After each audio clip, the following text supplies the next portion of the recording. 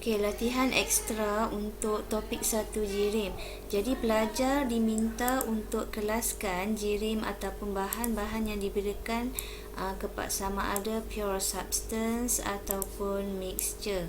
Kemudian pure substance pula pelajar kena kenal pasti sama ada bahan tersebut elemen ataupun compound. Okey, dan dari segi campuran sama ada heterogeneous ataupun homogeneous mixture. Kita mulakan dengan konkret. So untuk konkret, campuran pasir, simen, air segala tu dari secara fizikal, so it is mixture heterogeneous. Sugar and water, so jadi gula dia melarut di dalam air. So jadi kalau kita tengok larutan dia adalah homogen, sekata, uniform. Okay, so jadi homogeneous mixture. Okay, untuk iron, besi pula, so dia adalah atom. So bila atom saja, silap tanda. Okay, atom saja dia adalah elements. Okay, so seterusnya limestone ataupun formula dia Ca, kalsium karbonat, CaCO3. Jadi CaCO3 ni kita tengok molekul ni terdiri daripada atom yang berbeza, kalsium, karbon, oksigen. So different type of atom, so that is not element, that is compound. Jadi dia adalah sebatian, terbentuk daripada atom yang berbeza jenis yang bergabung secara kimia. Seterusnya adalah jus oren. Okay, jadi kalau kita tengok jus oren tu, dia macam air oren. Okay, tapi bila jus oren tu kita buat dengan buah, dia kan ada pulpa. Dia macam apa tu?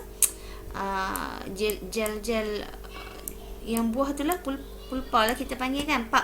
Okey, so jadi dia adalah jenis mixture secara fizikal heterogeneous. So dia ada air dan ada pulpa oren, jadi dia adalah heterogeneous. Seterusnya adalah balloon. Okey, so udara di dalam balon. So jadi contohlah balon tu diisi helium. Okey, helium atom. Okey, ataupun diisi, kalau kita tiup dengan mulut, dia ada karbon dioksida dengan oksigen, apa semua itulah. So masih lagi dikategorikan sebagai homogeneous mixture sebab campuran gas tersebut adalah sekata, seragam. Seterusnya adalah aluminium. Aluminium kalau dalam jadual perkara formula dia adalah Al, so dia adalah atom element. Samalah magnesium, logam. Okey, aluminium, magnesium, kedua-duanya adalah logam.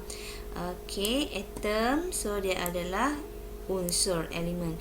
Seterusnya adalah acetylene ataupun ethene. Okey, ethene C2H2.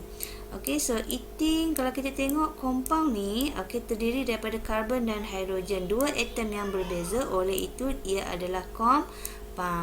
Okey, seterusnya soil, tanah. Okey, ini nampak dengan jelas lah. Ada pasir, ada tanah liat, tanah gambut, apa semua tu bercampur aduk. Jadi itu adalah heterogeneous mixture. Seterusnya adalah bronze. Okey, bronze ni dia campuran logam, copper dengan yang banyaknya copper dengan iron. Okey, copper, iron dan logam-logam yang lain dalam peratusan yang rendah lah. Okey, jadi yang majornya copper, iron. So jadi dua atom ni digabungkan, tapi dia sekata. Okey, so jadi campuran dia adalah sekata. Tak nampak perbezaan lah, copper duduk kiri, iron duduk kanan, contoh. Okey, so dia bercampur dengan sekata, mix well. Okey, jadi dia dikira sebagai homogeneous mixture. Seterusnya adalah water ataupun molekul H2O. So molekul H2O, okey, kita tengok tu terdiri daripada hidrogen dan oksigen. So different type of atom, so itu adalah compound. Seterusnya adalah chromium. Okey, ataupun formula dia Cr. Okey, dalam periodic table Cr dia adalah atom.